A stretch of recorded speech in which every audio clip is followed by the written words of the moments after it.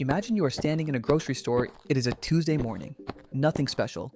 You reach into the refrigerated section, grab a carton of eggs, something you have done hundreds of times, and you glance at the price. Something has changed, and you are not imagining it. Between 2020 and 2024, the average price of a dozen eggs in the United States more than doubled. But here is what nobody is actually explaining to you. It was not one thing that did this. It was a system of fragile, interconnected economic machine that was always one crisis away from breaking. And once you understand how it broke, you will never look at a carton of eggs the same way again. Eggs are one of the most economically interesting products in the entire US food system. They are what economists call a staple good, something so fundamental to daily life that demand barely changes no matter what the price does. You might skip a vacation when money is tight. You will not skip eggs. And that single economic fact that people will buy eggs almost regardless of price is the foundation of everything that went wrong. Because when demand stays constant and supply suddenly collapses, producers do not have to compete for your business. They just have to wait for you to pay whatever they're charging. So what collapsed the supply? Three things happened almost simultaneously, and the timing was not coincidence. It was a perfect economic storm. The first factor is a disease. In 2022, the United States experienced the largest outbreak of avian influenza, bird flu, in its recorded history. By the end of that year, more than 58 million birds had been killed or euthanized to stop the spread. Not in a single event, not in one state, across hundreds of farms, across dozens of states, over and over again. Now here's the part the grocery store price tag does not tell you. Egg-laying hens are not replaced quickly. A replacement hen takes approximately 5 to 6 months from hatching to reach egg-laying age. So when 58 million birds disappear from the supply chain, you do not get your eggs back in a week. You do not get them back in a month. The supply chain takes the better part of a year to begin recovering. And while it is recovering, demand never stopped. Remember, eggs are inelastic. People kept buying, and prices started climbing, but avian flu was not working alone. While the bird flu outbreak was thinning the supply of eggs, a separate crisis was hitting every egg farm in America simultaneously. The cost of producing eggs was exploding. Corn and soybean meal, the primary feed for egg-laying hens, saw significant price increases driven by global supply chain disruptions and the war in Ukraine, which disrupted global grain markets. Fuel costs for transportation rose sharply in 2022. Energy costs for the climate-controlled facilities farms followed closely behind. And labor costs across the food production sector increased as workers demanded higher wages in a tight post-pandemic job market. Every single input cost in the egg supply chain went up at the same time. That has never happened before at this scale in modern US food history.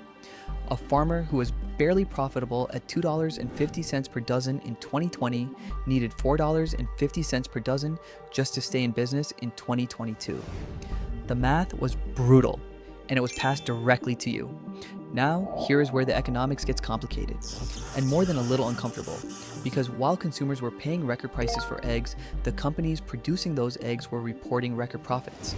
Cal-Maine Foods, the largest egg producer in the United States, reported quarterly profits in 2023 that were, at certain points, more than 10 times what they had been in 2020. Now, defenders of this outcome will say, supply collapsed, demand stayed strong, prices adjusted naturally. This is how markets work. Critics will say, when a small number of companies control most of the supply of an inelastic product, prices do not just reflect costs, they reflect power. The reality, as it usually is in economics, sits somewhere in between. Input costs were genuinely higher, supply was genuinely constrained. But the data also shows that producers maintained higher profit margins even as their input costs eventually stabilized. Which means some portion of what you're paying at the grocery store today is not a supply crisis. It is a pricing floor that moved up and did not come back down. So where does that leave us in 2026? Avian flu outbreaks have continued intermittently, hitting flocks in multiple states and preventing a full supply recovery. Input costs have remained elevated compared to pre-2020 levels, and the pricing floor established during the crisis has proven remarkably sticky. Economists use the word sticky to describe prices that rise quickly but fall slowly. Egg prices in America are one of the stickiest economic stories of the decade, and they are almost certainly not going back to where they were. Understanding that is the first step to doing something about it. Now, here is what this actually means for how you shop. Because understanding the economics of egg prices is not just interesting, it is actionable. First, the best time to buy eggs is midweek, specifically Tuesday through Thursday. Weekend shoppers drive up demand at checkout. Stores are more likely to run promotions on off-peak days when foot traffic is lower. Second, warehouse clubs are consistently undercutting grocery stores on egg pricing. Costco and Sam's Club have structural cost advantages. They buy at higher volume, store more efficiently, and their business model does not depend on egg margins the way a traditional grocery store does.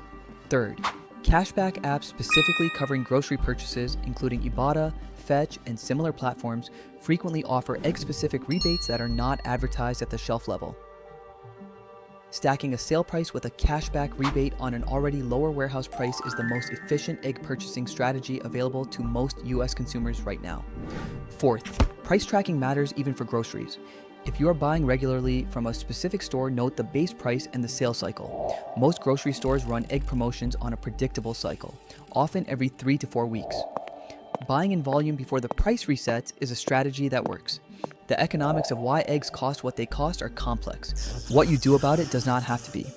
Egg prices are just one product in a system where almost everything got more expensive, and almost nothing got cheaper. Over the coming weeks, this channel is going to decode exactly how that happened. Tariffs, corporate pricing, supply chain failures, the economics behind every product on your grocery list.